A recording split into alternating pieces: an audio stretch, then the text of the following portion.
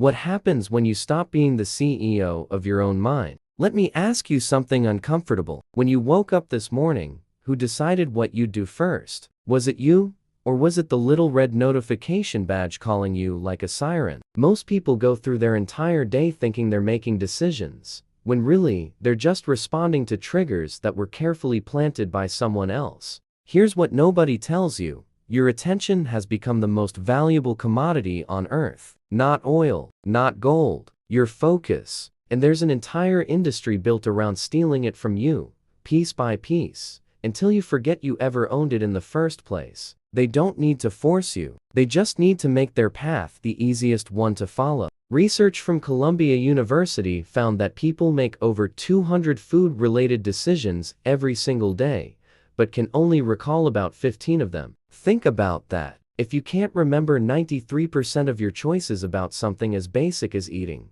what makes you think you're in control of the more complex stuff? Your social media habits? Your spending patterns? Your evening routines? Your mind operates like a navigation system. When you don't input a destination, it defaults to wherever the strongest signal is pulling you. And right now, the strongest signals aren't coming from your goals or your values. They're coming from algorithms that have studied billions of human behaviors to figure out exactly which buttons to push. The scary part isn't that this is happening. The scary part is how good they've gotten at making it feel like your idea. You think you're scrolling because you're bored. You're actually bored because you're scrolling. You think you're buying because you need it. You actually need it because targeted ads convinced you there's a gap in your life that only their product can fill. But here's where it gets interesting. The moment you become aware of the game, you can start playing differently. Not by fighting harder, but by changing the rules. Because willpower is a losing strategy when you're up against billion-dollar behavior modification systems. What you need is architecture, environmental design, making the default options work for you instead of against you. First practical move,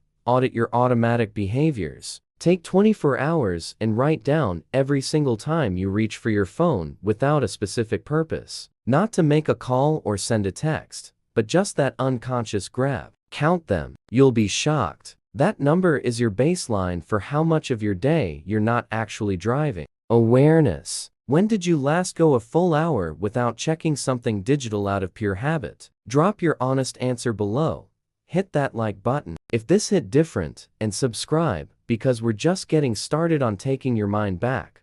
The hidden cost of being always available. You know what's wild? We treat our phones like they're optional accessories, but they've become mandatory organs. Try leaving yours at home for a day and watch how your anxiety spikes. That feeling isn't about missing important calls. It's withdrawal. You've been conditioned to need constant connection, and the people who conditioned you are profiting from your dependence. Every app on your device was built by teams who studied addiction psychology. They know about variable reward schedules, the same principle that makes slot machines so effective. They know about social validation loops. They know about fear of missing out. And they weaponized all of it to keep you coming back, not because their product is good, but because your brain chemistry can't help itself. Scientists at the University of Texas ran an experiment where they asked people to complete tasks while their phones were either on the desk, in their pocket, or in another room. Same people,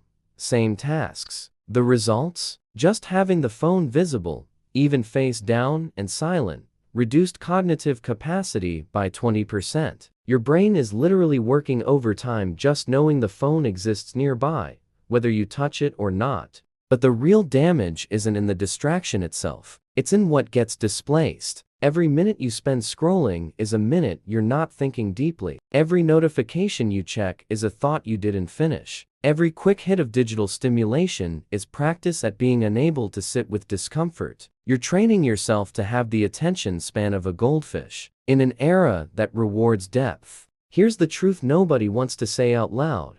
You're not competing on a level playing field. On one side, there's you, trying to focus after a full day of work and stress. On the other side, there are data scientists with unlimited budgets running thousands of A or B tests to figure out which shade of blue makes you 3% more likely to click. You think you're just scrolling Instagram? You're up against the most sophisticated persuasion architecture ever built. So stop trying to outmuscle it with discipline. Discipline is a finite resource, and you're burning it all just trying to resist checking your phone. What you need is friction. Intentional barriers between you and your impulses. Make the bad choices harder and the good choices easier. Delete apps. Turn off all notifications. Put your phone in a different room when you work. Second practical step.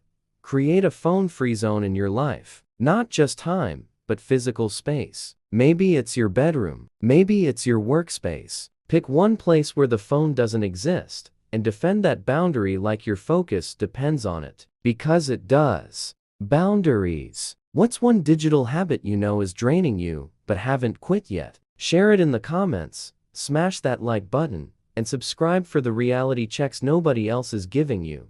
Why? Boredom is your superpower, and they're terrified you'll figure it out. Something fascinating happened when smartphones became ubiquitous. We eliminated boredom. Standing in line? Scroll. Waiting for coffee? Scroll. 10 seconds of dead air in a conversation? Scroll. We treated boredom like a disease that needed curing, when actually, we just destroyed the breeding ground for every interesting thought we've ever had. Think about the last time you had a genuinely original idea. I'll bet it wasn't while you were consuming content. It was probably in the shower, or on a walk, or staring out a window. Because creativity doesn't come from more input. It comes from processing space. It comes from your brain having enough quiet to connect dots that nobody else has connected yet. Researchers at the University of Central Lancashire did something interesting. They gave people boring tasks to do, then tested their creativity afterward. The people who did the boring tasks first scored significantly higher on creative thinking tests. Why? Because boredom forces your brain to make its own entertainment. It starts asking questions, making connections, generating ideas, all the things that get shut down when you're passively consuming. But we've been sold this lie that productivity means constant activity, that every moment should be optimized, that if you're not learning or earning or grinding,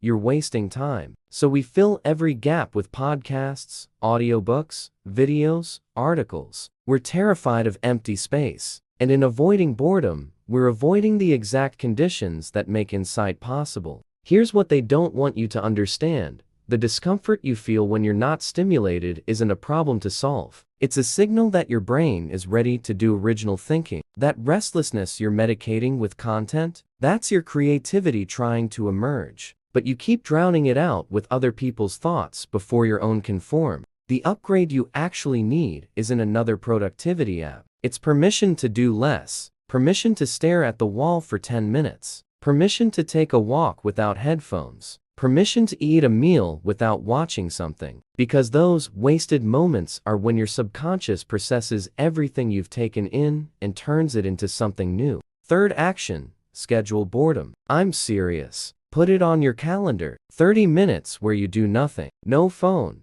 no book, no music. Just sit.